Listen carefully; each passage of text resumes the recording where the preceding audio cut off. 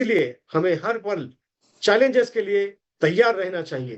तो चलिए इसी के साथ आगे बढ़ते हैं और आमंत्रित करते हैं हमारे अगले speaker, executive director of MCL, Miss Prachi Dhole. Thank you Mangesh sir. नमस्कार। एमसीएल परिवार में एक बार फिर से मैं आप सबका स्वागत करती हूँ और चलिए हम बढ़ते हैं आज के वेबिनार सेशन की ओर।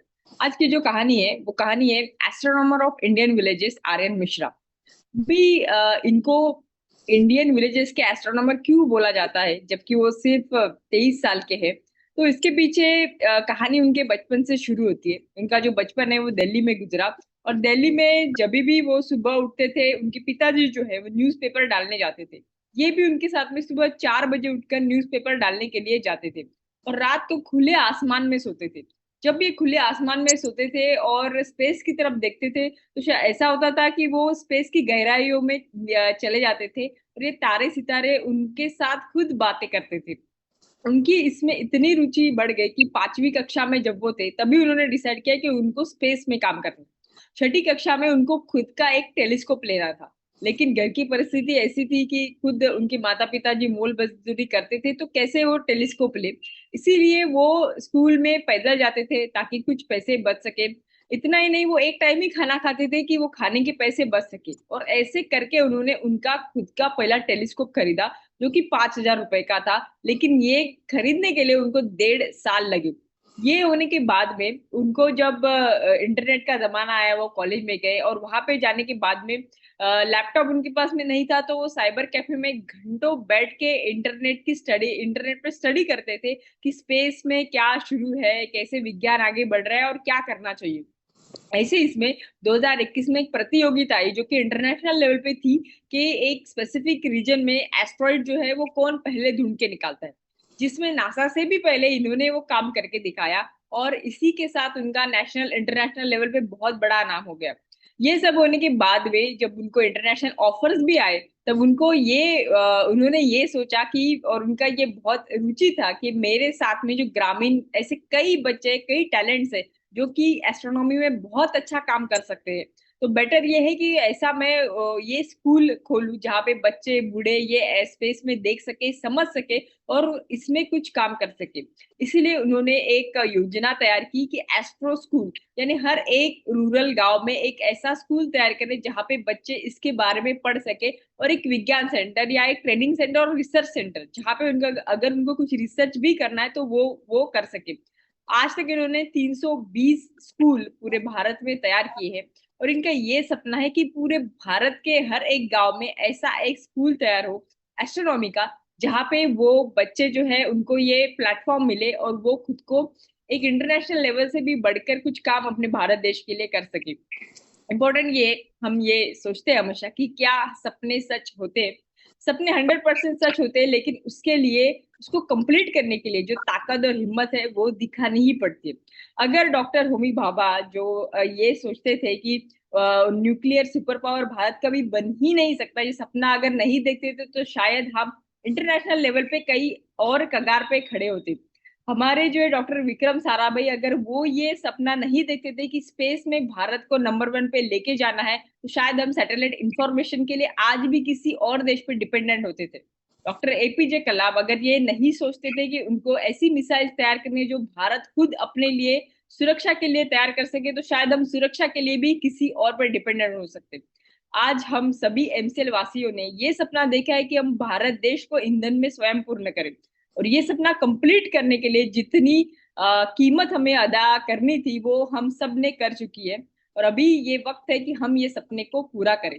तो चलिए अभी इसी सपने के कर्णधार और हमारे एमसीएल के एमडी एंड सीईओ को हम बुलाते हैं और ये वेबिनार आगे बढ़ाएं। Thank you.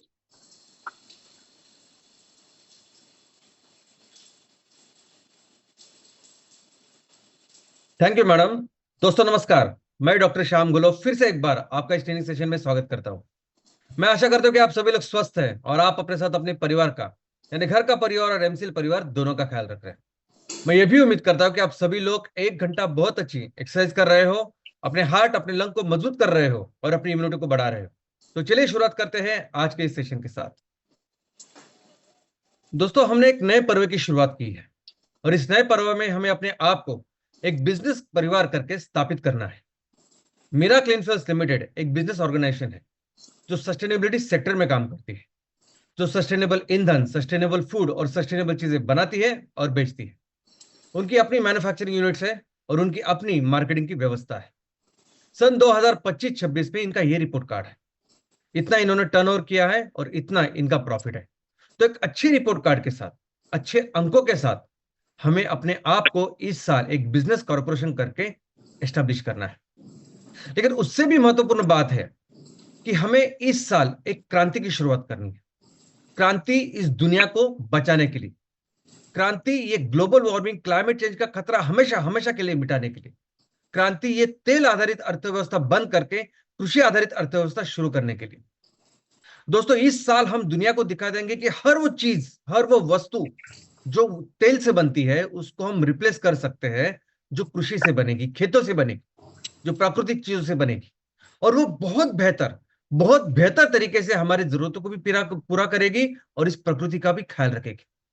ये हम इस साल इस दुनिया के सामने रखेंगे। लेकिन उसके साथ भी हम दुनिया के सामने ये रखेंगे कि किस तरह से ये बदलाव होगा, किस तरह से हम ये तेल आधारित अर्थव्यवस्था बंद करके कृषि आधारित अर्थव्यवस्था की शुरुआत होगी। और वो चीज, वो स्ट्रैटेजी, वो तरीका होगा लोगों का आंदोलन। और यही इस साल शुरुआत करेंगे। इस साल ऐसी क्रांति की शुरुआत करेंगे कि फिर से इस दुनिया को सस्टेनेबिलिटी की राह पर लेके जाएंगे। और दोस्तों, इसके लिए इस साल कौन कौन से बिजनेस करने हैं, क्या करना है, इसका बिजनेस रोड मैप हमने तैयार किया। और वो बिजनेस रोड मैप यह है कि हमें अपने परिवार के हर एक सदस्य के लेवल पे बिजनेस की शुरुआत करनी है। हर एमवीपी, हर एमएसएस, हर एमपीओ के लेवल पे हमें बिजनेस की शुरुआत करनी है। और इसके लिए जो फंडिंग चाहिए उसका इंतजाम हमने किया है। कोई भी गवर्नमेंट अथॉरिटी इसको वेरीफाई कर सकती, कोई भी गवर्नमेंट अथॉरिटी इसको कंफर्म कर सकती। दोस्तों, ये फंडिंग की व्यवस्था, इसका डिस्ट्रीब्यूशन, इसका मैनेजमेंट अभी इन्वेस्टर की अकाउंट्स टीम और विजिलेंस टीम कर रही है। और दोस्तों, वो अपने तरीके से इसका डिस्ट्रीब्यूशन कर रही है। हमारे हाथ में है कि हम अपना बिजनेस एक्शन प्लान उन्हें दें, हमारे हाथ में है कि हम उनको अपना यूटिलाइजेशन प्लान उनको दें, हमारी लायबिलिटी लिस्ट उनको दें जो हमने दी। हाँ, थोड़ा सा समय लगा, लेकिन आने वाले दिनों में ये चीजें बहुत ही फास्ट, एफिशिएंट होने वाली है। और ये जो फंडिंग की जो इशू आज हमारे परिवार में चल रहा है, ये कुछ दिनों के बाद पूरी तरह से एलिमिनेट होने वाला है। और हम लोग सब मिलकर सिर्फ एक चीज के ऊपर फोकस करेंगे, और वो है बिजनेस। और दोस्तों, इस ट्रांच के साथ हमें 19 एमकोल प्रोजेक्ट्स का निर्माण करना है, एमकोल मैन्युफैक्चरिंग प्रोजेक्ट्स। लेकिन जिस तरह से अभी टाइम फ्रेम है, जिस तरह से अभी हमारे पास लिमिटेड टाइम है, तो हम इसी ट्रांच में और नए एमकोल प्रोजेक्ट को जोड़ने वाले हैं। और इसके बारे में मैं आपको आने वाले दिनों में बताऊंगा। दोस्तों, हमें कुल 200 एमकोल प्रोजेक्ट इस साल करने हैं। अभी इस ट्रांच के साथ हम ये जो प्रोजेक्ट करेंगे, हर लोकेशन पे हमें एक सक्सेसफुल बिजनेस मॉडल तैयार करना है कि जिसमें रॉ मटेरियल आ रहा है, हम एमकोल तैयार कर रहे हैं, हम एमकोल बेच रहे हैं, और एक अच्छा हेल्दी रेवेन्यू, अच्छा हेल्दी प्रॉफिट हम सबके लिए तैयार कर रहे हैं।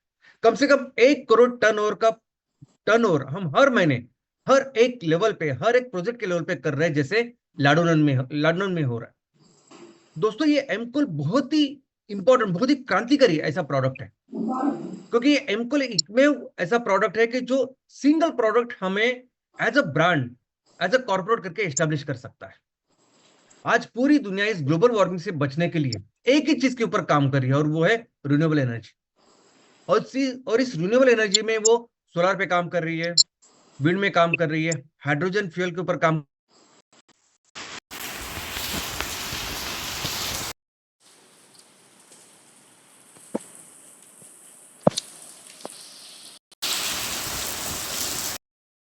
Recording in progress. दोस्तों, एमकोल हमारी हर एक जरूरत को पूरा कर सकता है। आज जितने भी पावर प्लांट्स हैं जहां इलेक्ट्रिसिटी पावर तैयार होती है, बिजली तैयार होती है, चाहे वो गैस पे हो, चाहे वो कोयले पे हो, हर एक प्लांट में हम एमकोल का इस्तेमाल कर सकते हैं। जितने भी इंडस्ट्रियल प्लेसेस हैं, जहां जहां इंडस्ट्रीज है, अलग अलग तरह की इंडस्ट्रीज, हर एक इंडस्ट्रीज की ऊर्जा की जरूरत ये एमकोल पूरा कर सकता है। जितने भी कमर्शियल प्लेसेस हैं, एक छोटे दुकान से लेके बड़े बिजनेस हाउसेस, इन सब की जरूरत, ऊर्जा की जरूरत आने वाले दिनों में एमकोल पूरा करेगा। और दोस्तों सबसे महत्वपूर्ण चीज, सबसे महत्वपूर्ण सॉल्यूशन जो हमने दुनिया को दिया है वो है क्लीन कुकिंग फ्यूल, जिसकी जरूरत यूनाइटेड नेशन से लेकर दुनिया के 40% से भी ज्यादा परिवारों को है। वो सॉल्यूशन आज हमने दुनिया के सामने रखा है। जितने भी ईवी के व्हीकल्स है, आई मीन इलेक्ट्रिक व्हीकल्स है, वो सभी इस एमकोल के द्वारा जो बिजली तैयार करेंगे उसके ऊपर चल सकते हैं। तो एमकोल हमारी ऊर्जा की मैक्सिमम सभी चीजें पूरा कर सकता है। और एट द सेम टाइम हमारे गरीब से गरीब देशों में जो भी व्यवस्था बनी हुई है, जो भी उनके पास इंफ्रास्ट्रक्चर है, वहां हम उस व्यवस्था में बिना कुछ चेंज किए हुए इसका इस्तेमाल कर सकते हैं। ये ड्रॉप इन फ्यूल है। तो ये एक ऐसा क्रांतिकारी प्रोडक्ट है कि आने वाले दिनों में ये एक सिंगल प्रोडक्ट हमें ना कि सिर्फ रिन्यूएबल एनर्जी क्षेत्र में एक बड़ा नाम बनाएगा, लेकिन एक बड़ी कॉर्पोरेट करके हमें एस्टैब्लिश करेगा। दोस्तों आज एक बहुत बड़ा दिन है। आज 8 अगस्त है और इस 8 अगस्त को क्रांति दिन भी कहा जाता है, क्योंकि इस दिन 8 अगस्त को एक क्रांति की शुरुआत हुई थी, जिस क्रांति ने हमें आजादी दिला दी। दोस्तों 8 अगस्त 1942 में मुंबई में महात्मा गांधी जी ने एक सभा का आयोजन किया था, और जिस सभा में उन्होंने अंग्रेजों को कहा चले जाओ हमारे देश से, और उन्होंने पूरे सभी भारतवासियों के साथ एक आंदोलन की शुरुआत की, और वो आंदोलन था भारत छोड़ो आंदोलन। लेकिन ये आंदोलन एक क्रांति बन गया, इसलिए इस आंदोलन को अगस्त क्रांति भी कहते हैं। एक ऐसी क्रांति बनी कि जिस क्रांति ने आगे 5 सालों में हमें आजादी दिला। दोस्तों ये 8 अगस्त भी एक क्रांति दिन करके इसको मनाया जाता है, इसको बोला जाता है, क्योंकि ये क्रांति ऐसी अनोखी क्रांति थी कि जहां निहत्थे लोगों ने दुनिया की सबसे सशस्त्र, सबसे स्ट्रांग, सबसे डिसिप्लिन ऐसी आर्मी, उसको ना कि सिर्फ परास्त किया था, लेकिन अपने देश से उनको बाहर निकाल दिया और हमें आजादी दिला दी। दोस्तों ऐसा नहीं कि इस आंदोलन की शुरुआत हुई और अंग्रेज सिर्फ देखते रहे, बिल्कुल नहीं। अंग्रेजों ने इस मूवमेंट, इस आंदोलन को पूरी तरह से मिटाने के लिए, कुचलने के लिए सब कुछ किया। वो जिसके लिए मशहूर थे, जो उनकी पावर थी, जो डिसिप्लिन था, उसके तहत सब कुछ किया। 8 अगस्त को यह सभा होने के बाद अगले ही दिन 9 अगस्त को उन्होंने सभी जो लीडर्स थे, महात्मा गांधी, पंडित नेहरू जी, सरदार वल्लभ भाई पटेल, इनके साथ साथ सभी लीडर्स, लगभग 1 लाख लोगों को उन्होंने जेल में डाला। उन्होंने अपने पावर्स के साथ, अपने इस बंदूक के जरिए इतने सारे लोगों को उसके ऊपर गोलियां चलाई कि अनुमान है कि ऑलमोस्ट 10,000 लोगों ने अपनी इसमें जान दी। और सिर्फ इतना ही नहीं, एक तरफ उन्होंने पावर का इस्तेमाल किया और दूसरी तरफ उन्होंने पॉलिटिक्स का इस्तेमाल किया। ये वो पीरियड था कि जब उन्होंने मुस्लिम लीग को इतना सपोर्ट किया। मुस्लिम लीग हर जगह जाती और इस आंदोलन के खिलाफ काम करती, विरोध में काम करती। ये वो समय था कि जब मुस्लिम लीग ने अपनी अलग मुल्क के लिए मांग इतनी स्ट्रांग की कि अभी हमें आजादी तो मिली, लेकिन उसके साथ साथ जन्म हुआ पाकिस्तान का। तो हर मुमकिन चीज अंग्रेजों ने इसमें की। लेकिन दोस्तों फिर भी ये सबसे यशस्वी रहा। ये आंदोलन, यानी इस आंदोलन को क्रांति कहते हैं, ये आंदोलन इतना यशस्वी था कि उसने हमें आजादी दिलाई।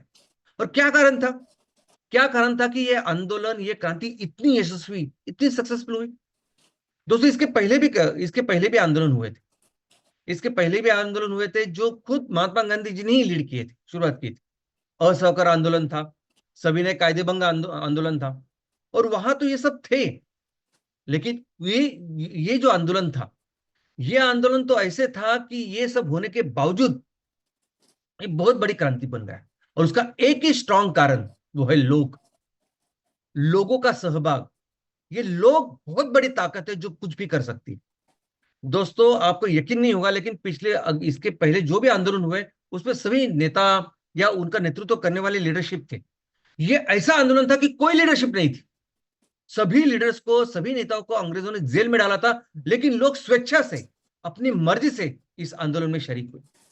और सिर्फ शरीक नहीं हुए, उन्होंने वो चमत्कार करके दिखाया जो चमत्कार पहले किसी ने भी किया नहीं था, जो कुछ भी मुमकिन नहीं था। और इन सारे लोगों के सामने इतनी बड़ी सशस्त्र सेना या इतनी स्ट्रांग दुनिया की सशस्त्र सेना भी कुछ नहीं कर पाई। तो जब लोग इकट्ठा होते हैं, एक प्लेटफॉर्म पे होते हैं, एक पर्पज के साथ काम करते हैं, तो दोस्तों सब कुछ इस दुनिया में संभव है। लेकिन ऐसे क्या हुआ और ऐसे कैसे होता है कि लोग पूरी तरह से मर मिटने के लिए तैयार होते हैं? यानी आपको पता होता है कि आप वंदे मातरम बोलोगे और आपके ऊपर गोली चलने वाली, फिर भी आप वंदे मातरम बोलते हैं।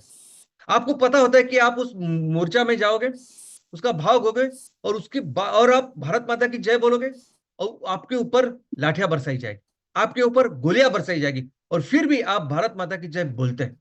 और ऐसा कैसे होता है? कैसे होता है कि लोग अपनी पूरी जान देने के लिए तैयार होते हैं और वो इसकी परवाह नहीं करते मैं रहूं ना रहूं। वो सिर्फ इसके लिए, इस पर्पज के लिए काम करते हैं कि कल हमारी जो आने वाली पीढ़ी है, ये हमारे जो बच्चे हैं, वो एक आजाद हिंदुस्तान में सांस ले पाए, उनको जो चाहे वो कर पाए, उनका भविष्य उज्जवल बना पाए। तो ऐसे विचारों के साथ ये लोग कैसे कैसे करते हैं काम?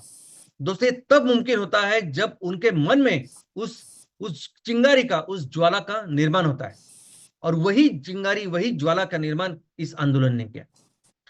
दोस्तों, अंग्रेजों ने 150 साल से भी ज्यादा राज किया। ऐसा कहा जाता है कि मैक्सिमम टाइम इस पूरे कालावधि में 80% लोगों को तो ये पता ही नहीं था, ये रियलाइजेशन नहीं था कि हम गुलामी में जी रहे हैं। यानी जो व्यवस्था आजू बाजू थे, ये ब्रिटिश एडमिनिस्ट्रेशन था, सब कुछ था, ये उनको ही यही नॉर्मल लग रहा था उनको। सिर्फ 20% लोग थे जिनको पता था कि हम गुलामी में हैं, और वो उसके खिलाफ काम कर रहे थे। उसमें छोटे मोटे राजा थे, क्रांतिकारी थे, और वो अपने लेवल में अपने तरीके से अंग्रेजों के खिलाफ काम कर रहे थे, अंग्रेजों को यहां से भगाने के लिए काम कर रहे थे, अब अपनी स्वतंत्रता के लिए काम कर रहे थे। लेकिन दोस्तों, ये ऐसा मूवमेंट था कि इस मूवमेंट में ये सभी लोग एक हो गए और फिर उन्होंने वो रिजल्ट करके दिखाया। दोस्तों, ऐसा नहीं कि इसके पहले, यानी इसके पहले एक इंसिडेंस ऐसे हुआ था। एक ऐसा इंसिडेंस हुआ था कि जब अंग्रेज ऑलमोस्ट इस देश को छोड़ के चले जाने वाले थे, और वो था 1857 का रिवॉल्ट, सैनिकों का विद्रोह। उस टाइम पे हिंदू मुसलमान सैनिक सब एकजुट होकर इस तरह से लड़े कि कुछ घंटों में अंग्रेजों को लगा कि हमें अभी ये देश छोड़ना पड़ेगा। लेकिन ऑफ कोर्स कुछ कमियां रही, कुछ प्रॉब्लम्स हुए, जैसे कम्युनिकेशन का अभाव रहा, नेतृत्व का अभाव रहा, कि जिसकी वजह से हम ये कर नहीं पाए। लेकिन वो ताकत अंग्रेजों ने देखी, ताकत देखी कि किस तरह से अगर हिंदू मुसलमान एक हो जाते तो हम कुछ घंटे में हमें जाना पड़ेगा। और उसके बाद 1857 के बाद सिर्फ एक पॉलिसी के ऊपर, सिर्फ एक चीज के ऊपर अंग्रेजों ने हमेशा काम किया, और वो था डिवाइड एंड रूल, तोड़ो और राज करो, हर मुमकिन जगह पे। और जहां पॉसिबिलिटी नहीं भी थी, वहां पॉसिबिलिटी तैयार करके उन्होंने हिंदू और मुसलमानों को आपस में लड़ाया, और वहां से जो शुरुआत हुई वो बाद में आखिर पाकिस्तान का जन्म होके खत्म हो गया। दोस्तों, लेकिन अल्टीमेटली जैसा हमने देखा कि इस आंदोलन ने, इस क्रांति ने हमें वो आजादी दी, वो रिजल्ट दिया। और वो रिजल्ट पहले 150 सालों में क्यों नहीं आया? 150 सालों में भी हम देखते हैं कि 20% लोग थे जो अपने तरीके से अपने अपने लेवल पे काम कर रहे थे, क्रांतिकारी थे, छोटे मोटे राजा थे, और उन्होंने सब कुछ अपना निछावर भी किया, सब कुछ पूरी शिद्दत के साथ उन्होंने काम किया। लेकिन आजादी तब मिली जब ये सभी लोग एक मंच पर इकट्ठा हुए। आजादी तभी मिली जब वो एक पर्पज के साथ, एक स्ट्रैटेजी के साथ उन्होंने काम किया। और उस काम के साथ भले ही उनके पास कुछ शस्त्र नहीं थे, कुछ भी नहीं था, कोई जरूरत ही नहीं, ये सब करे जब ये एक विचार के साथ, एक स्ट्रैटेजी के साथ, एक लक्ष्य के साथ इतने सारे लोग जब काम करते हैं ना, तब हर चीज मुमकिन है, हर चीज हम कर सकते हैं। और यही है सीक्रेट, यही है सक्सेस का सीक्रेट। और दोस्तों, ऐसा ही काम हमें इस आंदोलन में करना पड़ेगा। दोस्तों, आज दुनिया के ऊपर बहुत बहुत बहुत बड़ा संकट है। यानी हमने जो काम किया वो हमारे देश, हमारे मुल्क की आजादी के लिए किया। लेकिन आज इतना गहरा संकट है कि आज इस दुनिया का हर देश संकट में है, उनके एग्जिस्टेंस के संकट में। हमने तब काम किया जब लोग, मनुष्य, वो गुलामी में थे। आज इस दुनिया का हर एक जीव, हर एक पशु पक्षी प्राणी, हर एक जीव खतरे में है, और इन सबको हमें संकट से बचाना है। और उसका जरिया है कि हमें इस ऑयल इकोनॉमी को बंद करके हमें एग्रीकल्चर इकोनॉमी पे जाना पड़ेगा, क्योंकि ऑयल इकोनॉमी कारण है इन सब चीजों का। और दोस्तों, ये बहुत बहुत ज्यादा चैलेंजिंग है, क्योंकि ऑयल वो चीज है कि आज वो दुनिया चला रही है। ऑयल वो चीज है कि जिसके ऊपर आज पूरे दुनिया के पॉलिटिक्स चलते हैं। ऑयल वो चीज है कि आज हर बिजनेस सेक्टर आज इस ऑयल के ऊपर डिपेंडेंट है। और हम उस ऑयल को इरेडिकेट करने की, उस ऑयल का निर्मूलन करने की बात करें तो दोस्तों ये बहुत बहुत बहुत बड़ा काम है। यानी हम सोच नहीं सकते इतना बड़ा काम है। इसीलिए इतनी बड़ी क्रांति की भी जरूरत है। बहुत बड़ी क्रांति हमें करनी पड़ेगी, तब जाके हम इस दुनिया को इस संकट से दूर करेंगे। और दोस्तों it's all about business. Business जब आता है, बिजनेस की जब क्वेश्चन होता है, जब पैसे आते हैं तो लोग किसी भी हालत में, किसी भी स्तर पर चले जाते हैं, किसी भी हद तक चले जाते हैं अपने बिजनेस के लिए, उस पैसे के लिए। East India company basically business करने के लिए उन्होंने शुरुआत की थी। अंग्रेज, उन्होंने पहले कंपनी बनाई ईस्ट इंडिया कंपनी, जो भारत के साथ कपड़ों का व्यापार करने के लिए बनी थी। और इस बिजनेस के जरिए ही उन्होंने हमको इतना गुलाम बनाया। और आज तो आप देखोगे ये ऑयल पूरी दुनिया पे राज कर रहा है। आज हर एक बिजनेस सेक्टर इस ऑयल के ऊपर डिपेंड है। हम जब भी ऑयल के बारे में सोचते हैं तो हमें सिर्फ ईंधन नजर आता है, हमें पेट्रोल डीजल नजर आता है। दोस्तों हर चीज आज ऑयल से बन रही है। आज हमने जो कपड़े पहने हैं ना, 80% कपड़े बने हैं इस तेल से।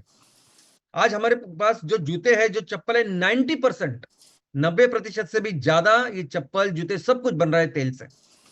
हमारे घर में जो फर्नीचर है ना, 90% से भी ज्यादा फर्नीचर आज इस तेल का है।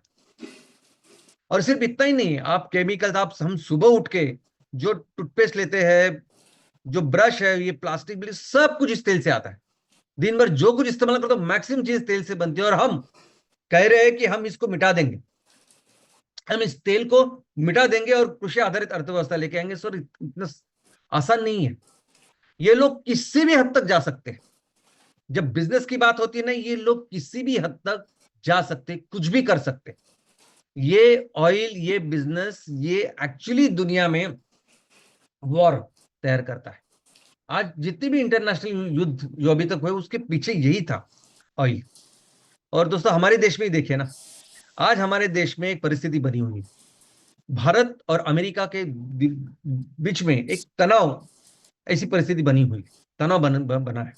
और इसका कारण है कि अमेरिका ने हमारे ऊपर पहले 25% और बाद में फिर से 25% करके 50% इतना आयात शुल्क लगाया है। अभी ये भारत और अमेरिका, इनका जो व्यापार होता है वो पॉजिटिव है। भारत उनसे आयात कम करता है, निर्यात ज्यादा करता है, एक्सपोर्ट ज्यादा करता है। लेकिन अभी इसी निर्यात के ऊपर उन्होंने 50% शुल्क लगाने के बाद ये चीजें महंगी होने वाली।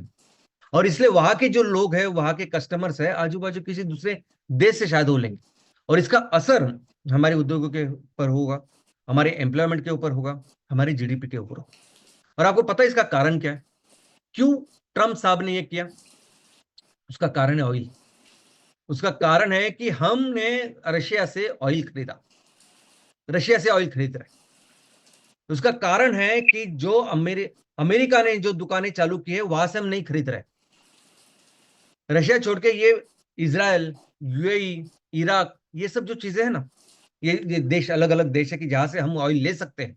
ये सिर्फ अमेरिका, ये सभी अमेरिका के कंट्रोल में है, अमेरिका की दुकान है। अमेरिका चाहते हैं कि आप इनसे ऑयल खरीदो। ये ऑयल खरीदना पड़ता है यूएसडी में या अमेरिकन डॉलर में, और फिर ये अमेरिकन डॉलर का फिर वो रेट होता है जो रेट हम देखते हैं। तो ये पूरे ऑयल के ऊपर का बिजनेस है। ट्रम्प चाहता है कि हम ऑयल उनसे ना खरीदें, रशिया से, तो इनसे खरीदें। वो चाहते हैं कि ऑयल के द्वारा वो पूरे बिजनेस के ऊपर कंट्रोल करें। इतना क्या, ट्रम्प ने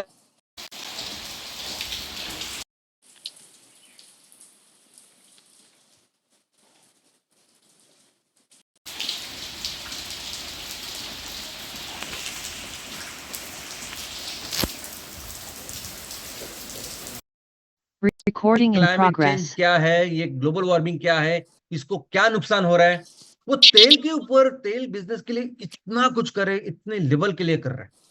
और दोस्तों ऐसी परिस्थिति में जब हम देख सकते हैं कि इंटरनेशनली क्या चल रहा है, किस तरह से पूरी दुनिया के ऊपर ये ऑयल राज कर रहा है, कंट्रोल कर रहा है, स्लेव बना के रखा है।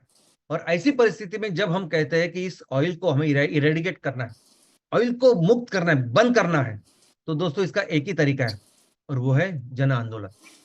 कोई दूसरा तरीका नहीं। कोई देश नहीं चेंज कर पाएगा, ना कोई गवर्नमेंट चेंज कर पाएगी, ना कोई पॉलिसी चेंज कर पाएगी।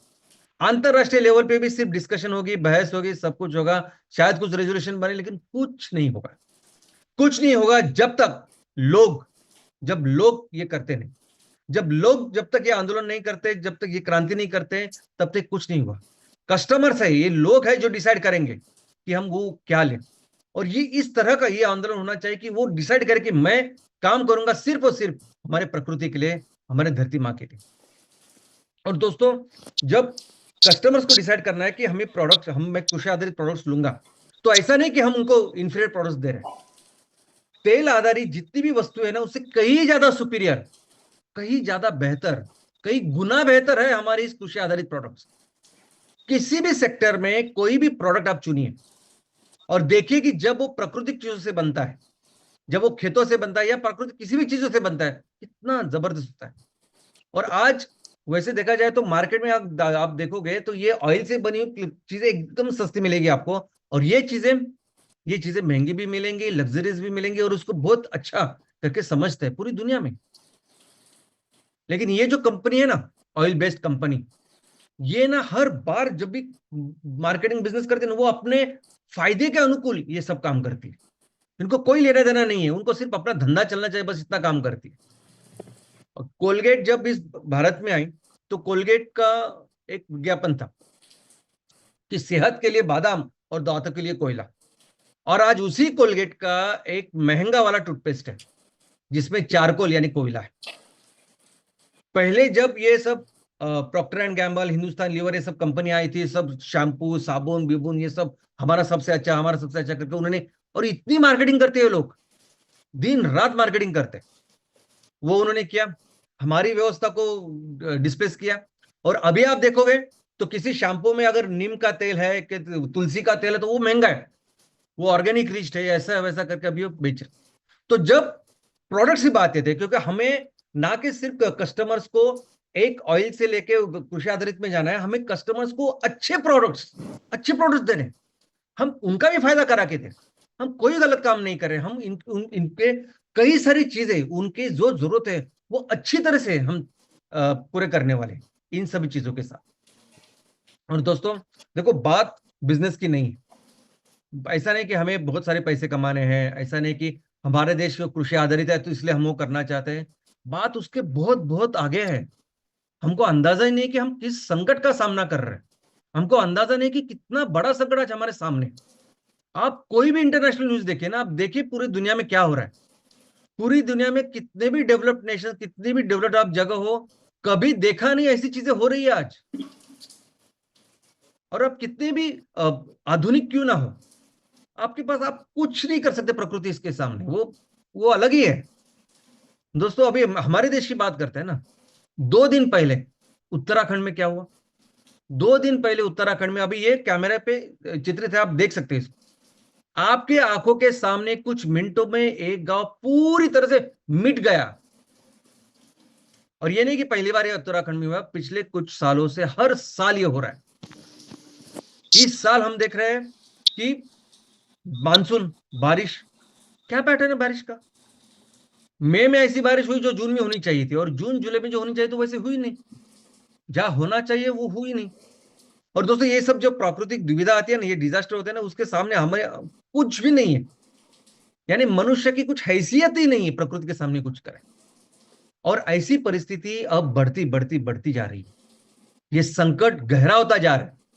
और इसका कारण है ये तेल, हर चीज बन रही है आज तेल से, और जिसका इस्तेमाल करने के बाद हम फेंक देते हैं, वो कचरा तैयार होता है, उसको जलाते हैं, और उसके वजह से आज इतना बड़ा एक क्लाइमेट चेंज, ये क्लाइमेट का प्रॉब्लम हो रहा है। तो ये एक्चुअली कारण है। और दोस्तों इसके लिए हमें ये करना हो, और इसका तरीका सिर्फ और सिर्फ आंदोलन है। हम सिर्फ एक जगह बैठ के अपने नॉर्मल बिजनेस समान इसको नहीं कर सकते। जब लोग इग्नाइटेड, लोग जब एक होंगे ना, तभी जाके हम इसको अचीव कर सकते हैं। और हमारी स्ट्रैटेजी एकदम डिफाइंड है, और वो है 5E मिशन। दोस्तों सभी कंपनियां क्या करती है, सभी कंपनियां प्रोडक्ट के ऊपर बिजनेस करती है। ये अपना प्रोडक्ट है, इसको बड़ा करते हैं, उसको ज्यादा सेल करते हैं और कंपनी को बढ़ाते हैं। अगर हमारे जगह पे दूसरी कोई भी कंपनी होती तो वो क्या सोचती, एमकोल, एमकोल इतना अच्छा प्रोडक्ट है, पूरी दुनिया का जरूरत है, तो कैसे एमकोल के ऊपर धंधा करे, कैसे जल्द से जल्द प्रोजेक्ट लगाए, कैसे और ज्यादा लगाए, कैसे धंधा करे, कैसे अच्छा पैसा कमाए। लेकिन हमारा अप्रोच वो नहीं है। हमारा अप्रोच है कम्युनिटी, हमारा अप्रोच है समाज, हमारा अप्रोच है कि हमें इस समाज से ये तेल आधारित अर्थव्यवस्था ना उसको मिटाना है। हमें उस पर्पस, हम उस मिशन, उस विजन के लिए काम कर रहे हैं। हमारा अप्रोच कम्युनिटी है, वो समाज है, वो लोग है। और हमारा तरीका क्या है काम करने का कि उस समाज में, उस जगह में जितने भी तेल आधारित चीजें बन रही है, ईंधन तो हमको डेली, कोई भी चीज जो बन रही है उसको पूरी तरह से रिप्लेस करें, पूरी तरह से उसको एलिमिनेट करके उसको रिप्लेस करें कृषि आधारित चीजों के साथ। ऐसी चीजें जो वहां के ही लोग बनाएंगे, बाहर से कोई लाने की जरूरत नहीं, वहां के लोग बनाएंगे। रॉ मटेरियल हमारा किसान तैयार करेगा, मैन्युफैक्चरिंग प्रोसेसिंग हमारी महिलाएं करेगी, और वो जो बिजनेस प्रमोशन का काम है हमारे युवा करेंगे। और इस प्रोसेस में 100% एम्प्लॉयमेंट जनरेशन हमें तैयार करके, इस प्रोसेस में उस क्षेत्र का जितना भी पोटेंशियल है, खेती को लेके, ह्यूमन स्किल्स को लेके, नॉलेज को लेके, उसको मैक्सिमम महत्तम चीज पे लेके जाना है। और वहां के क्षेत्र को ज्यादा से ज्यादा आर्थिक और सामाजिक उसका विकास करना है, उसको सुजलम सुफलम बनाना है। और ये स्ट्रैटेजी के साथ ही हमें काम करना है। और दोस्तों, इसीलिए ये हमारी बिजनेस रोड मैप भी है। हमारा बिजनेस रोड मैप क्या है कि हमें हर एक उद्योजक के लेवल पे बिजनेस की शुरुआत करनी, हर एमवीपी, हर एमएसएस के लेवल पे बिजनेस की शुरुआत करनी। तो उसका मतलब है कि उस उद्योजक के लेवल पे जो कम्युनिटी है उसमें बिजनेस की शुरुआत करनी। अभी एमवीपी, और ये जो बिजनेस का साइज होगा ये कम से कम 5,000 परिवारों का होगा। मुझे पता है कि कई सारे ग्राम पंचायत में 5,000 परिवार नहीं, इतने सारे लोग नहीं रहते, तो हम रीऑर्गेनाइज करें। हमारे पास ग्रामीण क्षेत्र भी है, हमारे पास शहरी क्षेत्र भी। तो हम इस तरह से काम करेंगे कि हर एमवीपी के पास 5,000 परिवार, यानी वहां 21,000 से लेकर 25,000 इतना पॉपुलेशन, इतने लोग। और दोस्तों, उस पॉपुलेशन पे आज की तारीख में कम से कम 500 करोड़ की अर्थव्यवस्था का निर्माण हो रहा है, 500 करोड़ की जीडीपी का निर्माण हो रहा है। इसका मतलब वहां 500 करोड़ की वस्तुएं और सेवा का निर्माण हो रहा है, और मैक्सिमम सभी वस्तुएं ये आज तेल आधारित है। और हमारा लक्ष्य है कि हमें इस तरह से काम करना है कि आगे के 3 साल में कम से कम 20% ये जो अर्थव्यवस्था है ना, 20% अर्थव्यवस्था हमें कृषि आधारित करनी है। और नंबर्स में अगर हम देखेंगे तो दोस्तों, 3 साल में हमें हर एक एमवीपी के लेवल पे उस 5,000 परिवारों के लेवल पे 100 करोड़ का टर्नओवर करना है। और ये बहुत बड़ा नंबर है। यानी ये अचीव करने के बाद हमारे हर एमवीपी और उनके परिवार के लिए कभी भी बिजनेस की या कभी भी करियर की चिंता करने की जरूरत नहीं होगी। इतना बड़ा ये बिजनेस है। लेकिन सबसे महत्वपूर्ण बात यह है कि जब ये हम काम करेंगे ना, तब ये आंदोलन एक क्रांति में बदल जाएगा। ये एक मोमेंटम ले लेगा, और ये मोमेंटम, ये गति फिर नहीं रुकेगी। ये गति तब तक अपना जो लक्ष्य है वहां जाके रुकेगी। ये पूरी तरह से तेल आधारित अर्थव्यवस्था एलिमिनेट करेगी, तब जाके रुकेगी। और दोस्तों, जीडीपी आज हम देखेंगे ना कि 20 से 25,000 लोगों के ऊपर 500 करोड़ की जीडीपी है, ये बहुत कम है। दुनिया में जो ग्लोबल एवरेज है वो हमसे 5.5 गुना है, 5.5-6 गुना है।